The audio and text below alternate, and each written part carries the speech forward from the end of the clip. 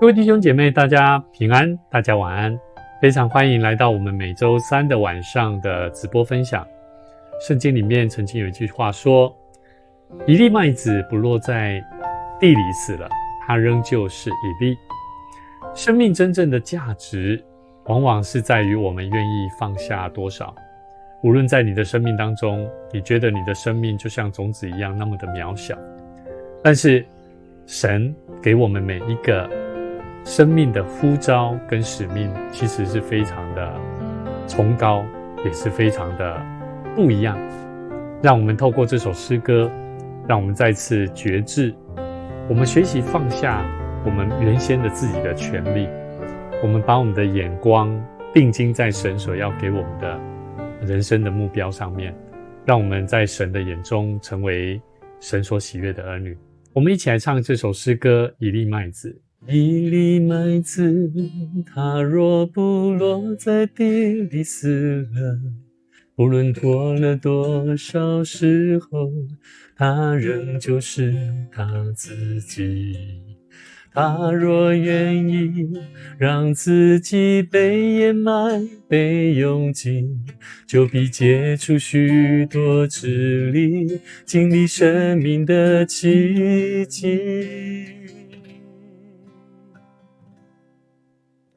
一粒麦子，它若不落在地里死了，不论过了多少时候，他仍旧是他自己。他若愿意让自己被掩埋被用尽，就必结出许多子粒，经历生命的奇迹。主，我愿意，主，我愿意，让自己像种子落在地里，世上生命必凡的生命。主，我愿意，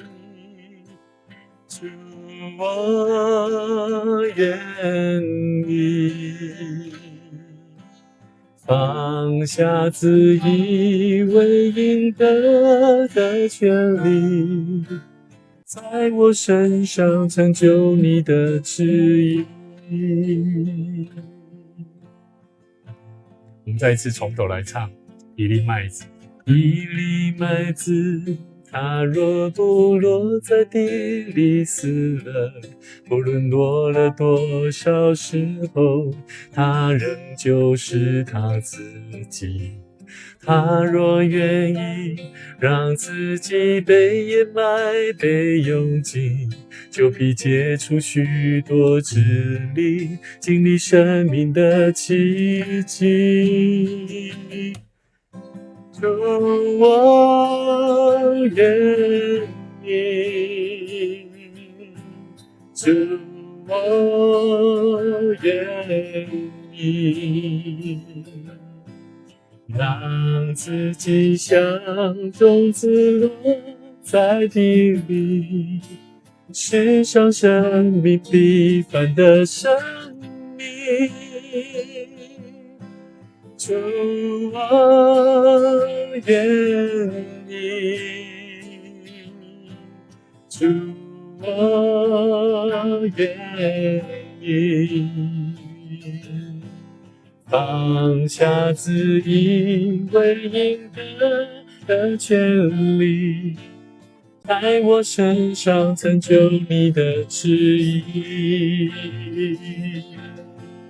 呼召如此崇高，从此何等渺小，竟标杆之旁，比天层的荣耀。呼召如此崇高，从此何等渺小，竟标杆之旁，比见神的荣耀。主，我愿意，主我愿意，让自己像种子落在地里，世上生命平凡生命，主我愿意，主我愿意，放下自以为应得的权利，在我身上成就你的旨意。放下自以为应得的权利，在我身上成就你的旨意。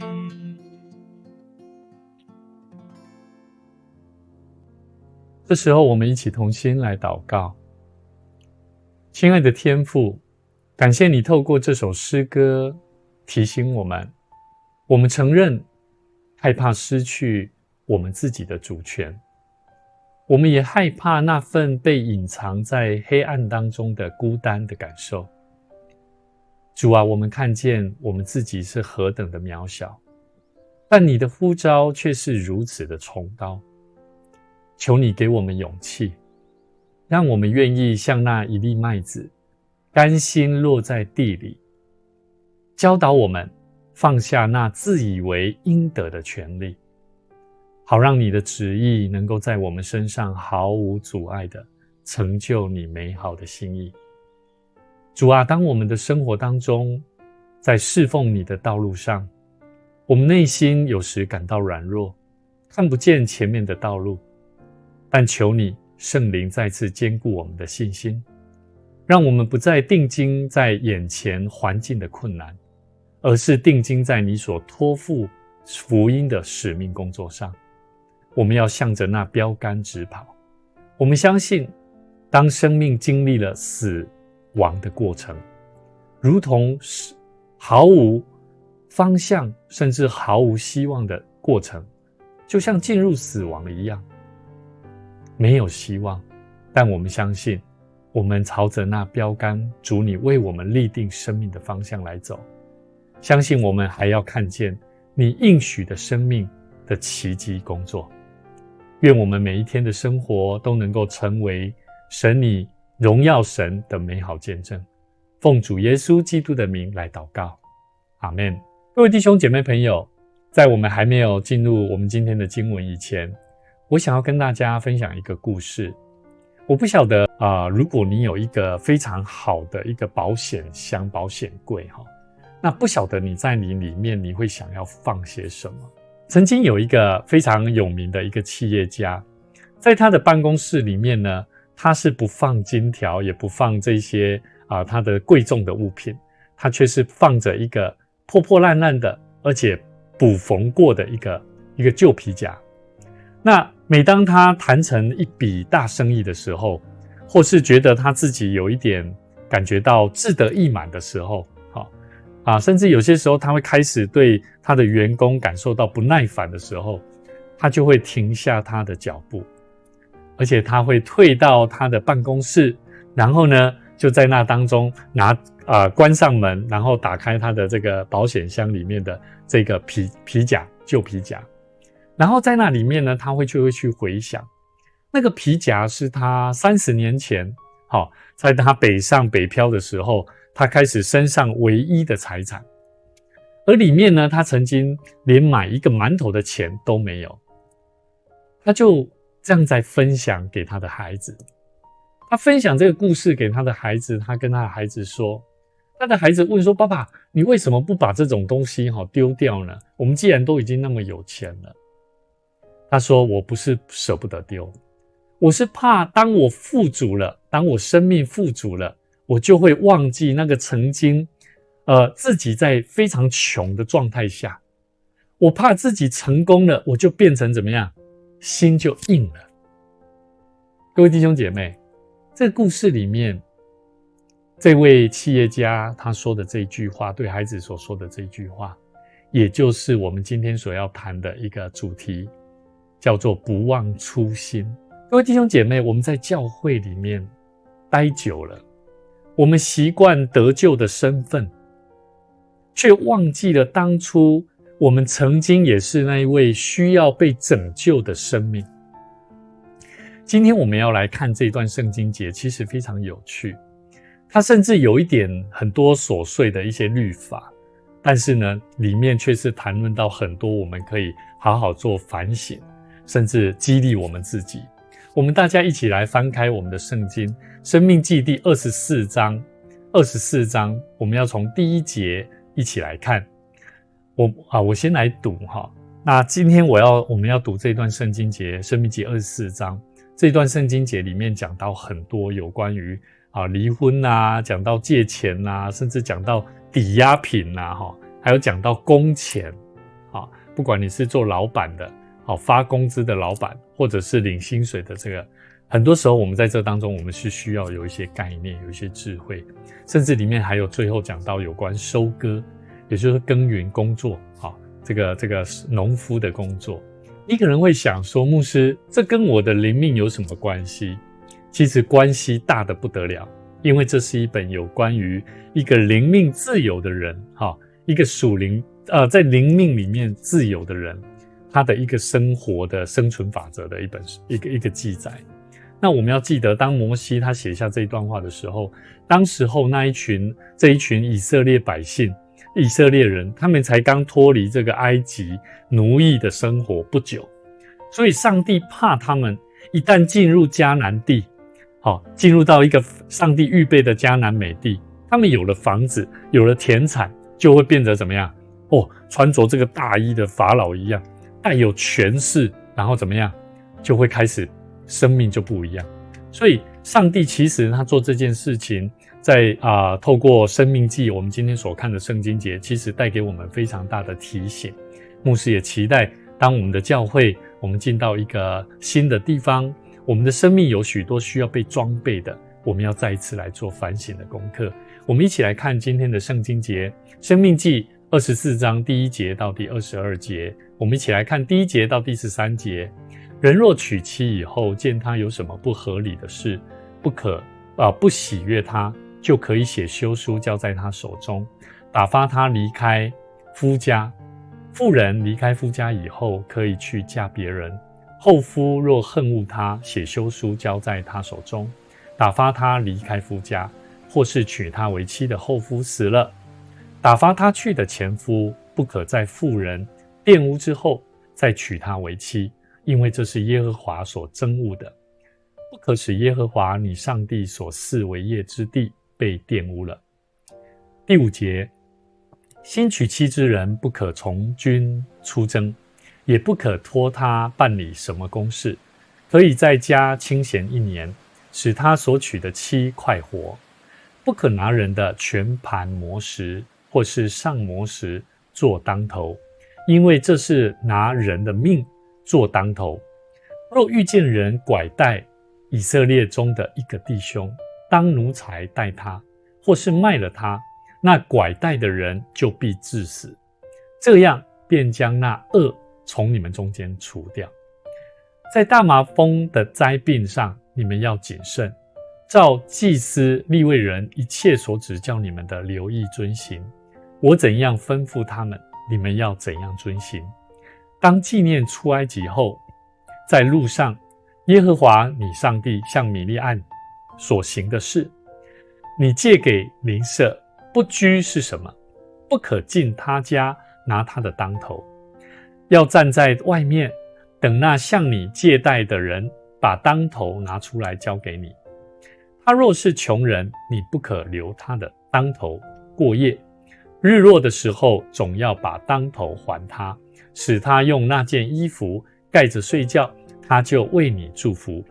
这在耶和华你上帝面前就是你的义了。各位弟兄姐妹，我们先从第1节到第4节，因为从第1节到第22节，其实它有分4个段落，是不同的主题，但是里面的内容其实带给我们是生活的很多的面向我们都会遇到。那第1节到第4节里面，他谈到一个有关于上帝规定离婚跟再婚是为了要保护在当时候弱势的妇女，不被当作商品来随意的这个随意丢弃或交易。所以我们从第1节到第2节说，人若娶妻以后，见他有什么不洁净的事，或者是不喜悦他怎么样，就是写休书来交在他的手中。在古代的年代，许多女性她们一旦被丈夫随意的赶出家门，她们不仅失去的是什么？是生活的生计，她所需要的，更会失去在对这个社会所给予应该有的尊严。所以上帝他在这里定下了一个法律，他要求丈夫他必须要写休书了。这不是鼓励离婚而是在保护一个婚姻家庭的一个代表的程序。而这张休书就等于是给了妇女一张什么？自由的声明。好，而这个声明，这个证明证明她不是逃犯不是被遗弃的奴隶，而是反而是拥有一个再次可以寻求幸福权利的自由人。所以各位弟兄姐妹，这里告诉我们，上帝他非常看重的是人的尊严。可是如果现在的社会里面，你会发现的确有些家庭，有些婚姻，有些夫妻，他们真的在家庭里面有非常大的冲突。牧师还是要再次声明，我们不是鼓励离婚，但是当在家庭里面，当有发生很多无法解决的这些问题的时候，这些问题势必需要走上这个可能是离婚的过程当中，我们应当要看重圣经里面其实有教导，上帝他非常看重的是人的尊严。即便在夫妻关系破裂的时候，我们也不能够把人当作是用完就丢的工具，我们要照着程序来。所以各位弟兄姐妹，这个是非常有趣的一段圣经节。有机会如果有其他的问题，我们都可以私下再来多一点的来讨论。另外一段话是第5节到第9节，特别谈论到有关于生命的优先顺序，也就是说家庭的关系更重于相关的社会的义务，也就是说生命是重于财物的。所以这段圣经节它里面充分的表达了对生命的价值的尊重。上帝他规定新婚男子他可以带薪也就是说他可以可以领薪水放假1年不用打仗，不用办公，唯一的工作就是回家跟他的太太能够有好的关系的建立。因为这个建立稳固的家庭比起国家的公务还要来得重要。所以同样的，上帝他严禁他圣经里面他继续有讲到，在第6节里面第6节就是另外一个情境了。他特别讲到上帝他严禁拿什么？拿磨石当抵押品。因为磨石在当时候是每一天必须要磨面粉来他们做他们的食物来吃的。意思就是说拿走这个磨石，等于是断了一个家庭的生命了。所以同样的，最后他特别上帝又提到一个叫做拐带人口和麻风病。各位弟兄姐妹，这里提醒我们要尊重人的自由，也要顺服上帝的纪律，相关的纪律的权威。特别讲到一个米利暗，在这里我们突然间看到第9节，他突然间插进了一个米利暗的故事，非常的唐突，但是在里面有非常丰富的智慧。我们要一起来了解，其实在民数记12章里面谈论到米利暗是摩西的姐姐，而这个她也是带领以色列许多这些妇女敬拜的一位先知。她曾经因为摩西他娶了古时的女子，他就私下怎么样？他就毁谤摩西，甚至他挑战摩西的权威，说：难道上帝只有与你说话吗？结果呢，上帝就向这个米利暗生气了，发怒了，就让他得了什么？麻风病。虽然摩西也为米利暗来向上帝哀求，但是米利暗他仍然被关在这个营外，隔离了多久？隔离了7天。上帝在这里他提到这件事情，是为了要提醒百姓，不要因为资深啊，不要因为你自己资深有功劳啊，而就生出了骄傲跟苦毒的心啊。米利暗他就像是在教会里面的元老级的领袖，他爱神，他也爱百姓，但是因为他看重自己的权利，而忘记了起初他自己蒙恩是怎么蒙恩的。所以各位弟兄姐妹，我们从这段经文里面提醒我们，就算我们最熟悉的团体跟信仰群体里面，我们要时常保持谦卑，不要让资历，我们自己在教会里面的资历变成了论断别人甚至排挤他人的工具。所以这里提醒我们，上帝要我们的属灵的生命最大的杀手其实就是自以为是。当我们觉得自己最守诫命，当我们自己知道我们最爱主的那时候，我们很容易就不小心就像米利暗一样，对那一些不一样的人产生批判的心。所以各位弟兄姐妹，这段圣经节告诉我们，人的重要性永远是优于对事情。在教会里面，我们是否会为了优先守护弟兄姐妹的家庭生活、生命关系，而不是只把他们当作是什么服事的工具、服事的劳力者？这个非常重要。神的话也时常在提醒我，做一个神的仆人，我们在做事工，我们不应当因为了事工而把人搞得非常的疲累，非常的痛苦，甚至他们的痛苦没有人知道。各位弟兄姐妹，这是一个非常大的问题，也是非常重要的功课。我们继续看下去，第10节到第13节，在我们看到这段圣经节里面谈到有关借钱的问题当一个人因为贫穷，他需要去向别人借钱或借粮食的时候，他必须要为了保证以后可以还清，他必须要拿东西出来抵押，这叫当头。所以在申命记里面24章，我们今天所看的圣经节里面，这一段话里面，它其实有谈论到有3个东西。第一个，不可拿磨石做当头，因为磨石是家里面要磨麦子用的，他们要做面包，做他们所要吃的面食。第二个就是不可以进到家里面，去取那个当头。经文它规定，债主他不能直接冲进债务人的家里面去怎么样去挑选抵押品必须要站在外面等。第3个也谈论到的一个很重要，就是说衣服这个外袍过夜当头的，上帝他规定在日落以前必须要归还外袍了。这是代表是一个怜悯，但是权力之间我们应当如何选择的一个很重要的关系。上帝要我们看见的是人的软弱，宁可损失自己一点点自己的保障，可能是抵押品，你也不能够让你的邻舍在寒冷的冬天怎么样，在那边哭泣，甚至受伤而死亡。所以各位弟兄姐妹，债主他不能冲进这个穷人的家里面翻箱倒柜的，而是要站在外面，这是保护穷人的最后一点的自尊。所以各位弟兄姐妹、家人朋友，你们知道吗？上帝他连一个人他的外袍都要管，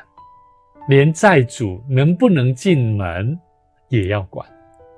这代表上帝，我们的上帝不是只管，我们会觉得上帝不是只管属灵的大事情吗？他为什么连我们生命当中那小小的一点点的尊严，那一点点晚上的温暖，甚至他都细心的呵护着？这就是我们的上帝，这就是我们要守护的初心。因为上帝连这么小的细节他都会管，难道我们对于上帝所给予我们的生命，或者是我们身旁所接触的每一个生命个体，我们不在乎吗？我们继续看下去今天的经文，第14节到第18节。14节到18节说，困苦穷乏的雇工，无论是你的弟兄或是在你城里寄居的，你不可欺负他，要当日给他工钱，不可等到日落，因为他穷苦，把心放在工价上，恐怕他因你求告耶和华，罪便归你了。不可因子杀父，也不可因父杀子，凡被杀的都为本身的罪。你不可向寄居的和孤儿屈枉正直，也不可拿寡妇的衣裳做当头。要纪念你在埃及做过奴仆，耶和华你的上帝从那里将你救赎，所以我吩咐你这样行。我们先看到这边，从这段话里面，这段圣经节里面告诉我们，上帝他在这里变成了一位好像劳工的检察员特别他要求雇主工钱不能欠，因为穷人就等着怎么样，这一点钱能够买他当天晚上的晚餐。所以上帝他甚至说，如果你欺负穷人，他向上帝投诉是会成立的所以接着上帝他强调个人的责任，我们不株连家人。最后他再次拉回到一个很重要的核心，叫做不要欺负外人，孤儿跟寡妇。为什么？因为你们自己以前在埃及就是那样被欺负的人，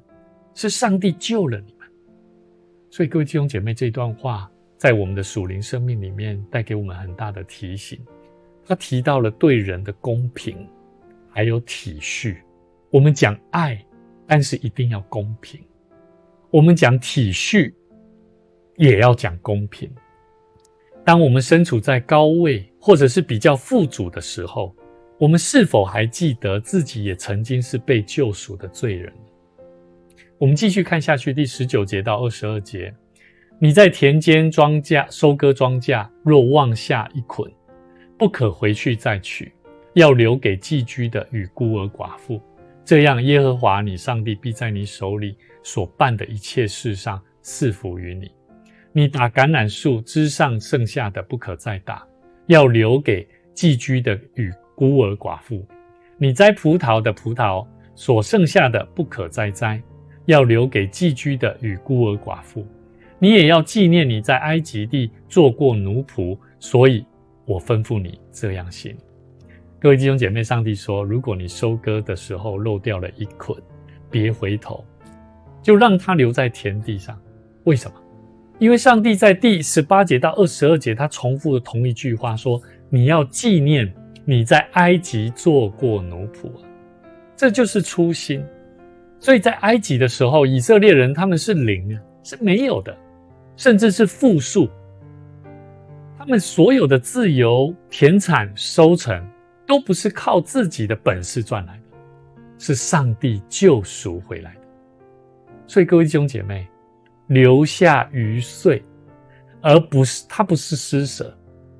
它是恩典的反射。你会愿意留，甚至愿意分享，代表的是你是一个真正领受恩典的人。如果你觉得你分享出去，你总是会计较，你总是那么的在乎，甚至不愿意，那么我相信你不会是一个懂得感恩上帝的恩典的赏赐的人。当你不再计较那最后一捆的时候，你其实是在向很多人宣告说，我不怕缺啊，因为上帝会供应我啊。那不是一种骄傲，而是我曾经也是一个一无所有的人，所以我懂得在这个时候这个人的饥饿，这个人的需要，所以我愿意给予。所以各位弟兄姐妹、家人朋友，当我们不再计较那最后一捆，我们其实我们不怕缺乏，乃是因为我们知道上帝供应我们，不是我们骄傲。我们也曾经是一个一无所有的人，所以我懂得那份饥饿感是什么。所以那一份留岁的心呢，留余岁的心呢，其实是一种对恩典的信心。我们知道上帝的恩典够用，上帝会赏赐给我们更丰富。所以说到这边，牧师也想要稍微停下来跟大家分享对一些在教会里面一直守护着我们自身教会的每一位弟兄姐妹朋友，或许在你的教会里面，你也会看见为什么好像牧师都好像整个教会好像一直都是对外。但是请听我说以下的这一段重点。其实每一位教会的牧师心里都非常的珍惜，而且也非常的感谢神，让我们每一个教会能够在这种非常融洽的关系里面的连结。我们知道，如果没有大家这份忠心的羊群弟兄姐妹的守护，这间教会是没有根的，也没有现在这种温暖的感觉。但是我们现在要谈的是，当我们对外要突破的一个行动的时候，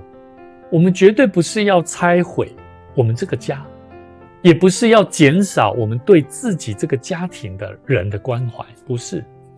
相反的，我们是要希望我们把这份让人羡慕的爱，在我们当中我们看到会让人羡慕的关系，我们要把它扩大到更多的人的生命当中。这才是我们福音最重要的根基。福音的根基不单单是让我们建立一个充满爱的家庭，我们要知道，我们不是因为不爱家人才去开门迎接客人吧，对吧？你今天去开门迎接你的客人来到你的家，难道就会说你不爱你的家人吗？不会吧。而是因为我们这个家很温暖，我们这个家是一个非常棒的家庭，所以我们愿意开放让人来到我们这个家庭。所以我们不忍心看到外面许多需要帮助的人，甚至借由他有机会来到我们的家庭，来到我们像教会如同家的教会。我们要把家里的这个炉火这些茶会我们要把它烧得更旺，而让更多需要的人、路过的人、远远看的人，他们就知道说，哇，那一间教会是有温暖的，那一间教会是有爱的。所以各位弟兄姐妹，请大家放心，牧师最重要、最看重、最宝贝的，还是我们教会在这里一起聚集的，大家愿意，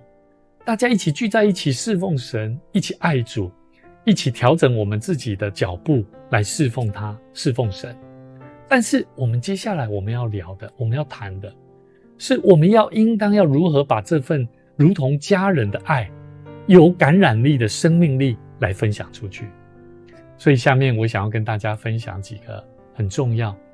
当我们明白今天我们所看的这个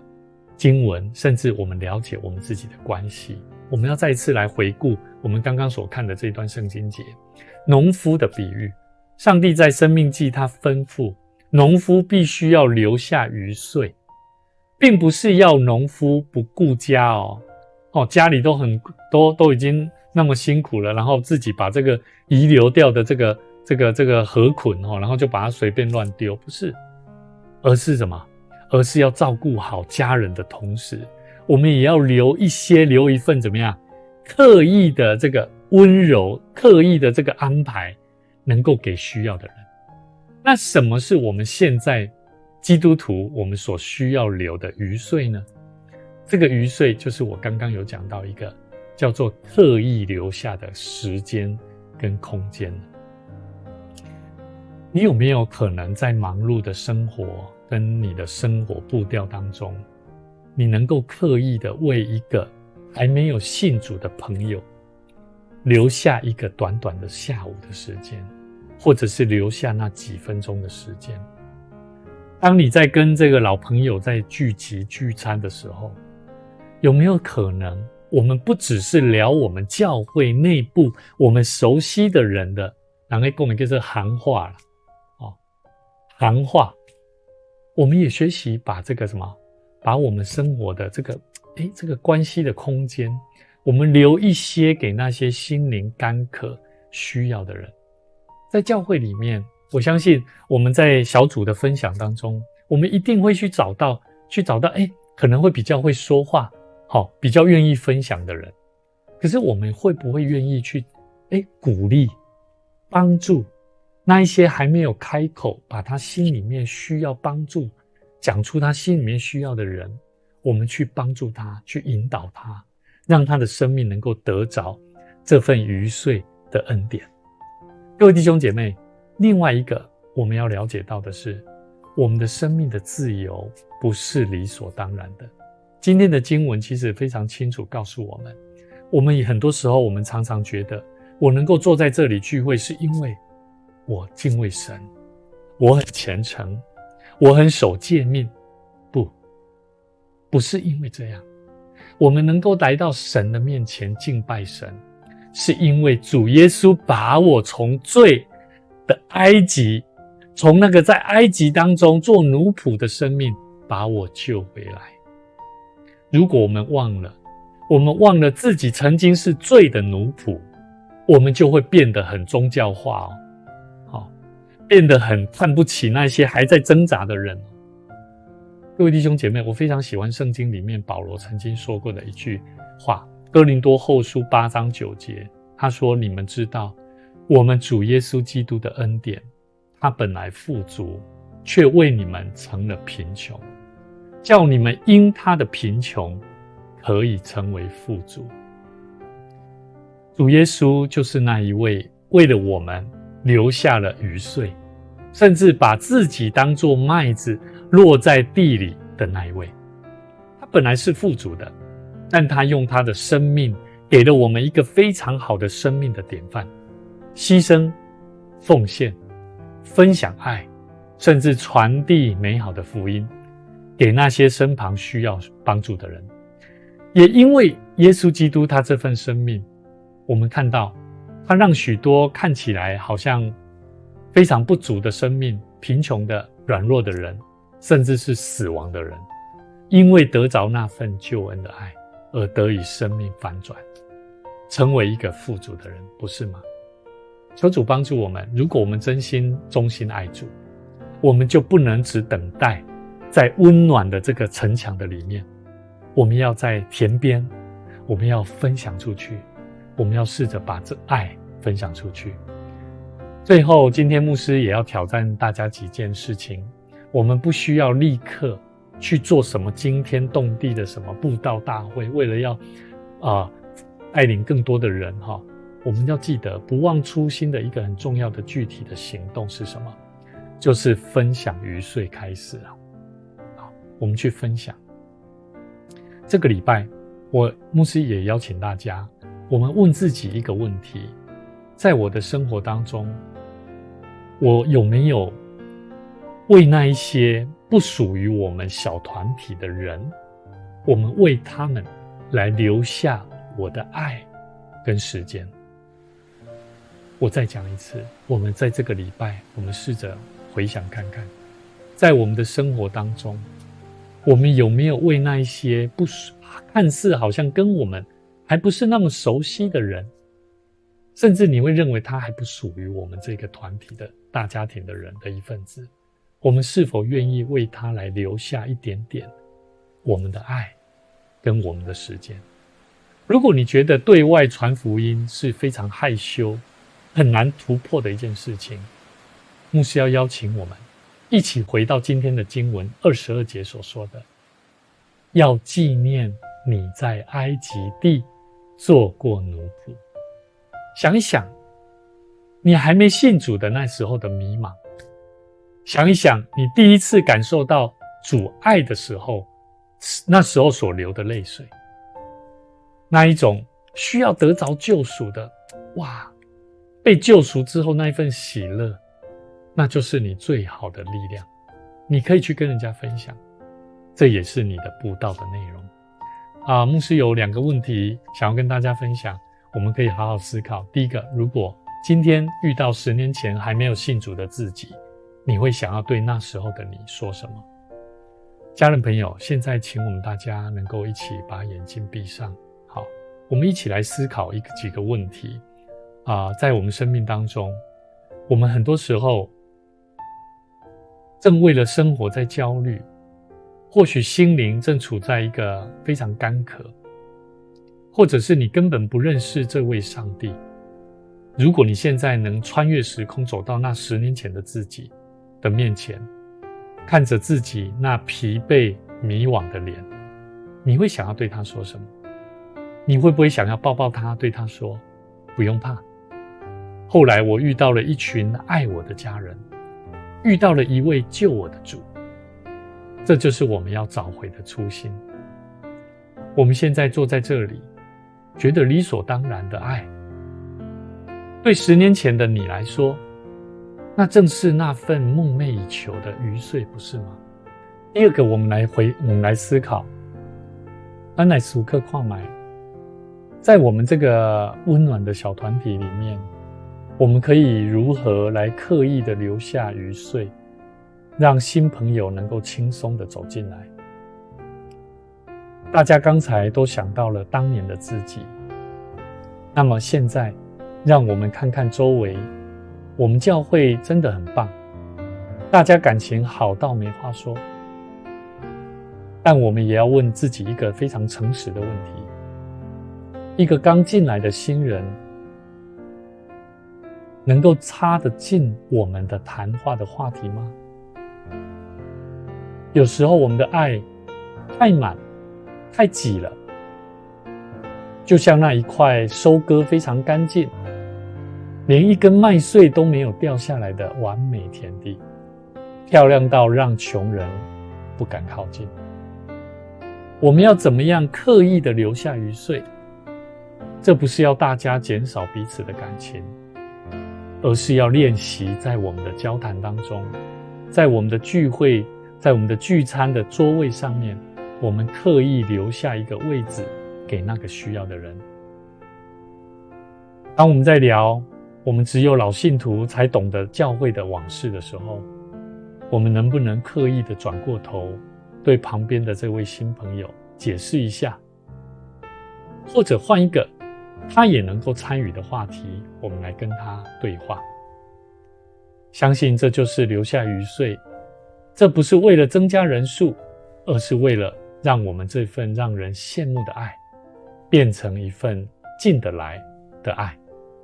可以让人享受到主丰富的恩典。各位弟兄姐妹，期盼我们每一周，我们能够透过神的话语来不断激励我们的心，让我们的生命能够带来更多的盼望跟能量。我们一起同心来祷告。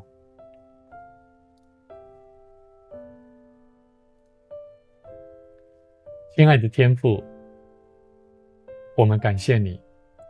谢谢你从埃及，